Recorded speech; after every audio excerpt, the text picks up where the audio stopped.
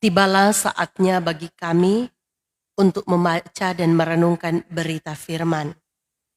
Kami memohon Roh Kudus-Mu kiranya yang akan turut hadir dalam persekutuan ibadah kami di saat ini, memampukan kami untuk dapat memahami, mengerti firman yang akan kami baca dan renungkan bersama. Biarlah firman-Mu ini akan menjadi suluh dan pedoman di dalam kehidupan kami setiap hari. Berkati hamba yang akan membawakan firman, urapi hamba dengan kuasa Roh Kudus-Mu, agar hamba dapat berkata-kata hanya seturut dan sesuai dengan kehendak-Mu. Berfirmanlah Engkau ya Tuhan Allah, karena kami yang ada di tempat ini telah siap sedia untuk membaca dan merenungkan berita firman-Mu. Amin. Saat ini kita akan membaca Alkitab, dan pembacaan kita sebagai warga Gemim di sepanjang minggu yang berjalan ini, bahkan juga di hari ulang tahun Pekabaran Injil dan Pendidikan Kristen Gereja Masehi Injili di Minahasa yang ke-191, terambil dalam Injil Lukas pasalnya yang ke-12, ayat 49 hingga ayatnya yang ke-59. Sekali lagi Injil Lukas pasalnya yang ke-12, ayat 49 hingga ayatnya yang ke-59. Ada dua perikop dalam bagian firman Tuhan di saat ini. Yang pertama, Yesus membawa pemisahan, dan yang kedua, menilai zaman. Bunyinya sebagai berikut. Aku datang untuk melemparkan api ke bumi, dan betapakah aku harapkan api itu telah menyala. Aku harus menerima baptisan, dan betapakah susahnya hatiku sebelum hal itu berlangsung. Kamu menyangka bahwa aku datang untuk membawa damai di atas bumi? Bukan. Kataku kepadamu, bukan damai melainkan pertentangan.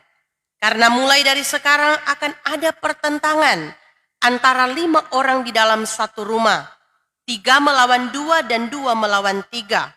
Mereka akan saling bertentangan, ayah melawan anaknya laki-laki dan anak laki-laki melawan ayahnya. Ibu melawan anaknya perempuan dan anak perempuan melawan ibunya. Ibu mertua melawan menantunya perempuan dan menantu perempuan melawan ibu mertuanya.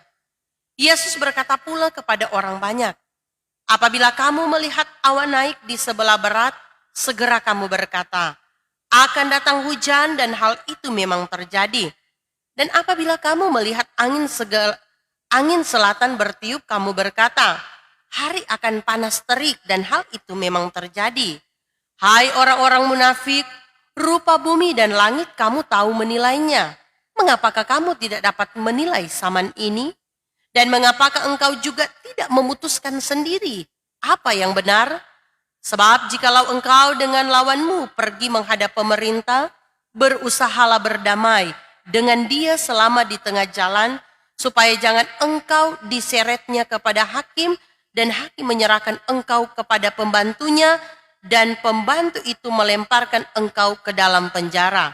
Aku berkata kepadamu, engkau tidak akan keluar dari sana sebelum engkau membayar hutangmu sampai lunas. Demikianlah firman Tuhan. Shalom aleichem. Puji syukur kepada Yang Maha Besar Tuhan, oleh karena berkat dan pertolongannya sehingga kita boleh diperkenankan untuk ada di tempat ini dalam satu persekutuan yang memuji dan membesarkan akan nama Tuhan.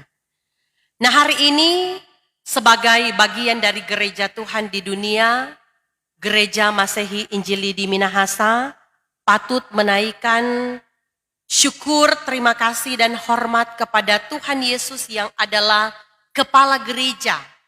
Oleh karena anugerahnya melalui Injilnya kita telah diselamatkan. Jadi orang yang hadir di tempat ini bersyukur karena boleh menikmati anugerah keselamatan secara cuma-cuma yang diberikan oleh Tuhan bagi saya dan saudara. Ya, begitu baiknya Tuhan di dalam perjalanan kehidupan kita. Dia adalah Alfa dan Omega, yang awal dan yang akhir, yang terus menuntun perjalanan kehidupan kita. Dia yang selalu setia di tengah-tengah ketidaksetiaan kita sebagai orang percaya. Walaupun dalam hari-hari kehidupan ini, ya orang masih banyak kali lalai dan gagal menjalankan apa yang menjadi tugas dan tanggung jawab. Apakah itu sebagai kepala keluarga, sebagai ibu rumah tangga, bahkan juga sebagai orang tua, sebagai anak-anak. Tetapi kita masih terus diberikan kesempatan oleh Tuhan untuk memperbaharui diri. Jadi orang bersyukur yang masih dianugerahkan nafas kehidupan. Bagi orang yang masih suka melakukan dosa, orang masih diberikan kesempatan untuk menghadirkan perubahan. Belum ada kata terlambat bagi saya ataupun saudara-saudara untuk mau menghadirkan perubahan. Nah, perubahan itu memang membutuhkan proses, dan proses itu tidak akan pernah terjadi jika orang tidak memulainya. Jadi orang juga harus meminta pimpinan Roh Kudus supaya orang dimampukan untuk tahu membedakan, oh ini yang dikehendaki oleh Tuhan dan ini yang tidak dikehendaki oleh Tuhan di dalam menapaki kehidupan. Sebagai orang percaya yang telah menikmati anugerah keselamatan yang diberikan oleh Tuhan, di hari ini kita pun sebagai warga gereja Masehi Injili di Minahasa boleh merayakan HUT pekabaran Injil dan pendidikan Kristen yang ke-191. Ya, bersyukur di tahun 2022 orang boleh diberikan kesempatan untuk datang beribadah di rumah gereja. Ya, berbeda dengan tahun 2021 apalagi tahun 2020. Ya, kalau orang mengingat di 2 tahun yang lalu, ya di masa-masa ini orang diliputi dengan rasa takut dan khawatir. Ya, oleh karena diperhadapkan dengan pandemi COVID-19. Banyak yang pada waktu itu mengungkapkan, aduh kenapa kok gereja mesti mau tutup? Kenapa orang mesti takut? Orang memiliki kerinduan untuk datang beribadah di rumah gereja.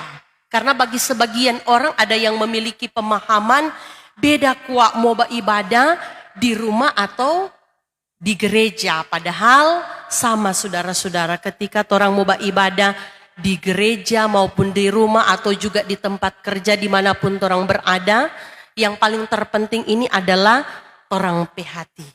Namun sangat disayangkan ya ketika orang melihat di saat ini ketika orang sudah diberikan kebebasan untuk beribadah, tetapi masih banyak juga bangku-bangku yang kosong. Kalau mau hitung-hitung, orang jumlah warga jemaat Gemim Sion Madidir Ure, mulai dari kolom 1 sampai kolom 28, ada banyak.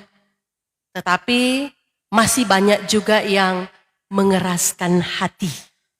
Masih banyak juga yang mungkin malas untuk datang beribadah.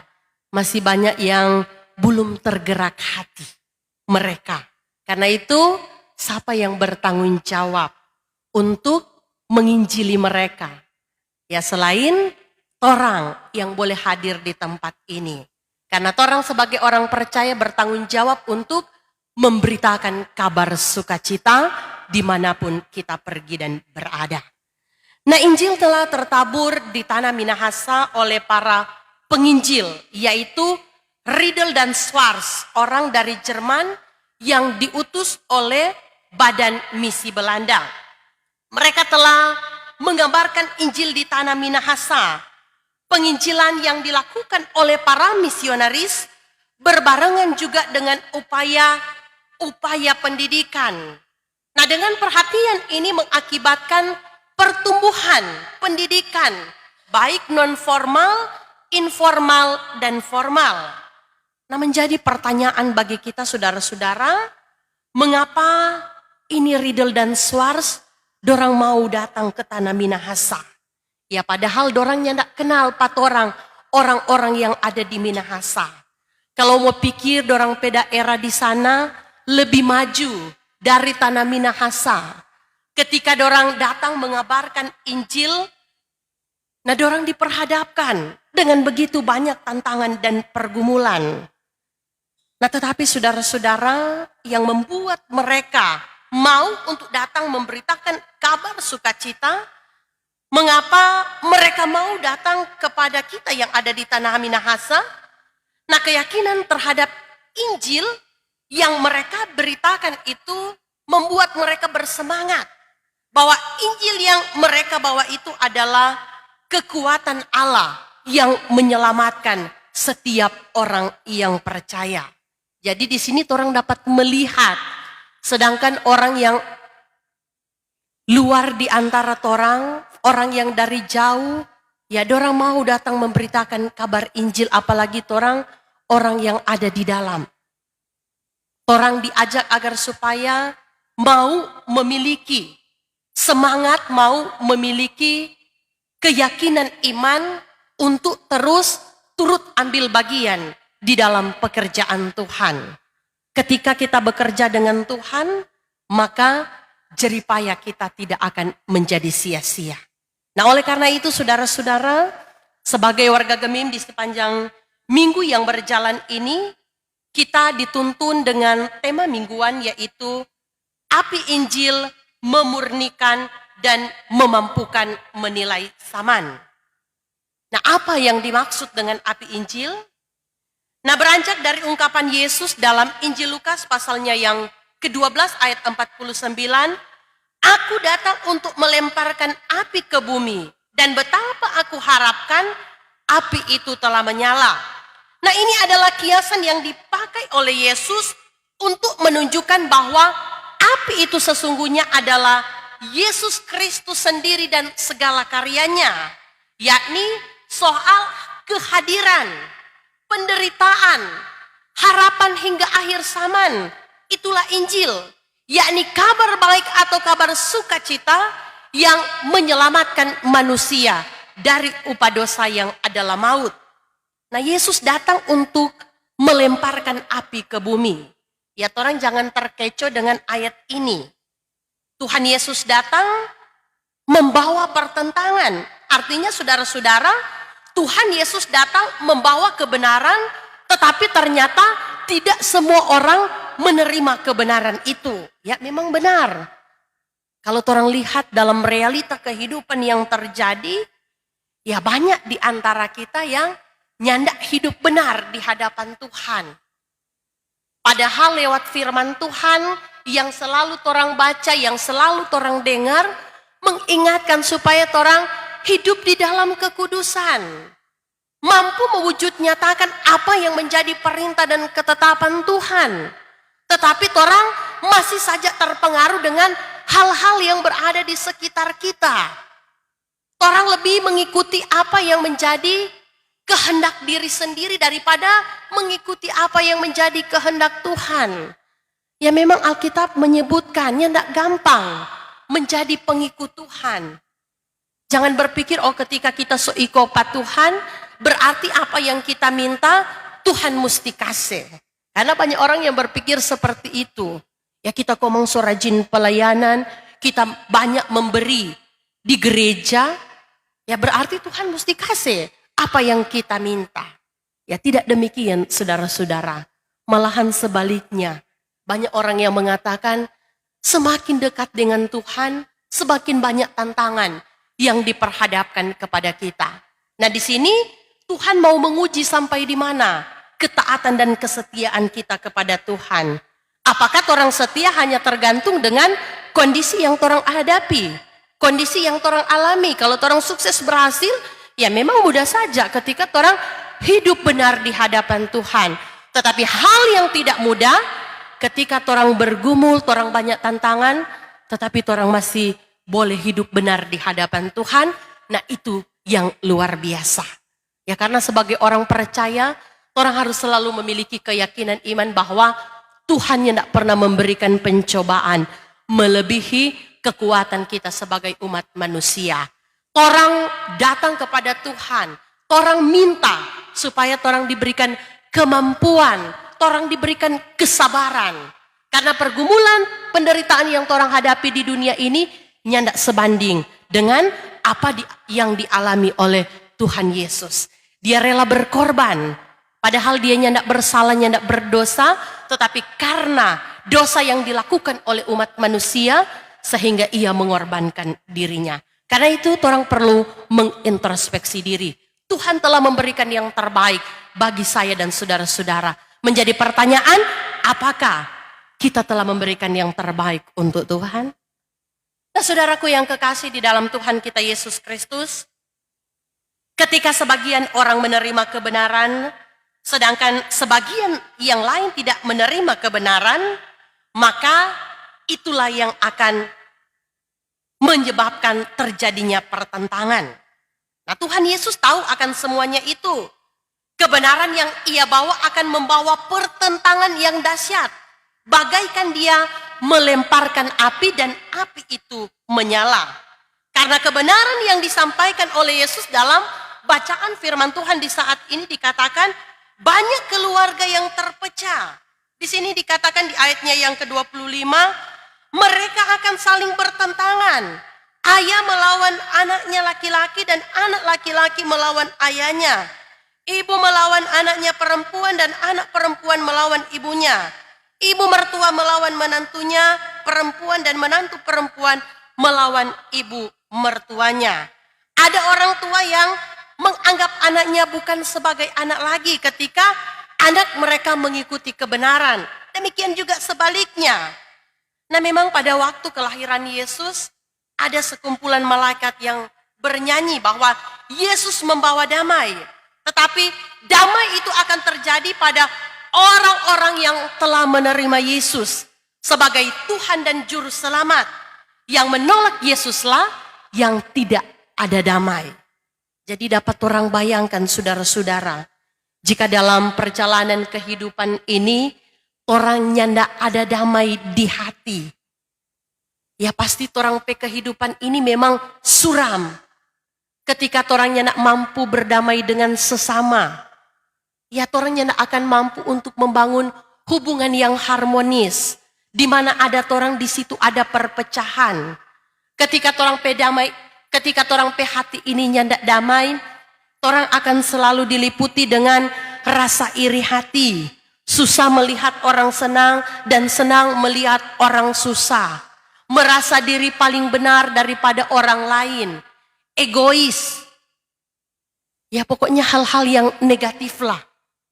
Ketika orang hati ini nyanda damai, orang nyanda bisa juga berdamai dengan keluarga, apalagi dengan pasangan kita suami ataupun istri. Ya bagaimana orang bisa menjalani itu kehidupan? Kalau misalnya di tengah-tengah kehidupan keluarga saja, orang yang tidak mampu untuk membangun hubungan yang baik. Karena ada yang seperti itu. Ya sehingga tidak jarang di tengah-tengah kehidupan keluarga Kristen terjadi perpecahan. Karena suami dan istri soalnya tidak bisa berdamai. Nah, oleh karena itu saudara-saudara yang diberkati oleh Tuhan, dalam kehidupan yang kita jalani, mari kita meminta kekuatan yang berasal daripada Tuhan. Supaya kita dimampukan untuk berdamai dengan diri sendiri, berdamai dengan sesama, apalagi berdamai dengan Tuhan. Karena damai yang sesungguhnya akan didapatkan ketika orang hidup benar di hadapan Tuhan. Kalau orang hidup sesuai dengan apa yang dikehendaki oleh Tuhan, maka orang juga akan dimampukan untuk mau backing yang bagus-bagus. Karena nyandak rugi saudara-saudara. Ketika orang mau backing hal-hal yang positif. Ketika orang mau backing hal-hal yang baik. Apalagi orang sebagai orang tua, sebagai oma, sebagai opa. Ya orang dituntut untuk menjadi contoh dan teladan yang baik, memberikan warisan iman bagi anak cucu kita. Ya pendidikan pertama dilakukan di tengah-tengah kehidupan keluarga.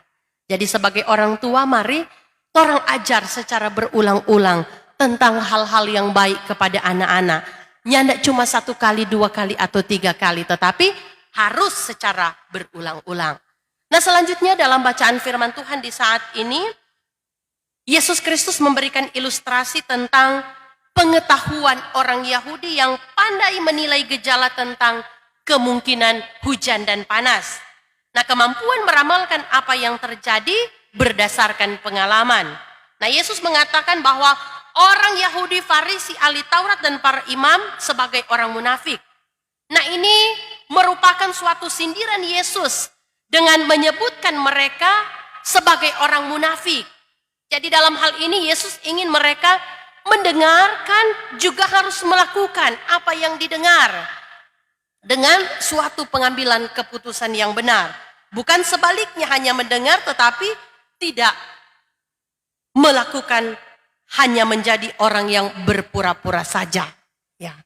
Memang banyak kali ditemui dalam hari-hari kehidupan ini, orang sebagai orang percaya cuma menjadi pendengar yang setia, tetapi sulit untuk menjadi pelaku firman yang hidup. Orang dengar tuh firman Tuhan tetapi orang yang tidak renungkan.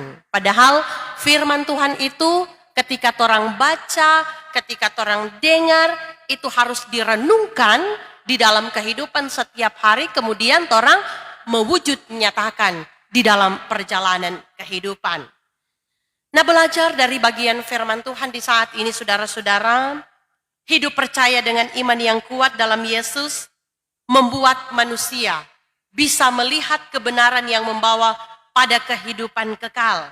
Hanya dengan api Injil yang terus menyala membakar jiwa-jiwa untuk hidup di dalam percaya kepada Tuhan Yesus dengan berani mengatakan apa yang benar di tengah-tengah kemunafikan, kejahatan, kesombongan, pertikaian, supaya tidak akan binasa. Karena ini menjadi hutang yang tak terbayar. Inilah yang dimaksudkan akhir zaman yang tidak diketahui kapan waktunya tiba. Sehingga di waktu yang masih ada, ketika orang masih diberikan kesempatan untuk menjalani kehidupan ini, ya mari orang hadirkan perubahan. Mari orang hidup benar di hadapan Tuhan. Karena di zaman yang serba canggih dan modern ini, banyak di antara orang yang sulit untuk melakukan apa yang menjadi perintah Tuhan. Banyak di antara kita yang lebih suka hidup di dalam kegelapan.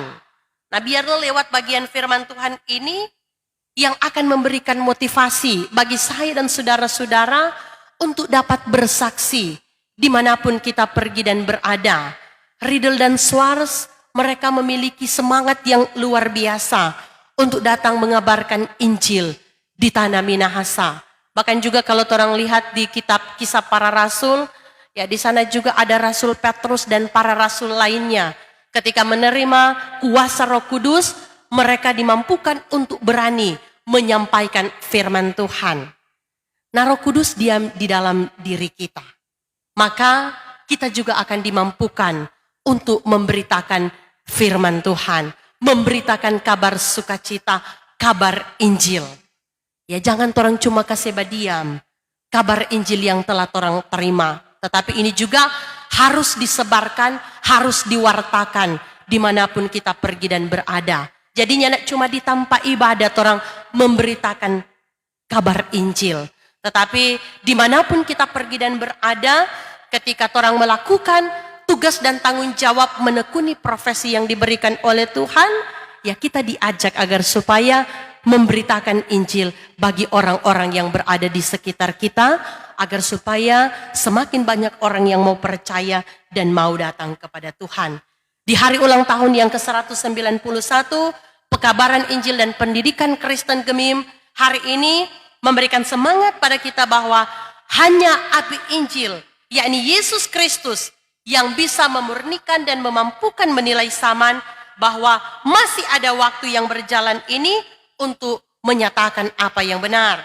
Biarlah api Injil terus menyala, terus membakar semangat pekabaran Injil melalui Gemim, menyingkirkan kesombongan, keegoisan, konflik dan kemunafikan. Ingatlah selalu bahwa api Injil tidak akan pernah padam karena besar kuasanya. Amin.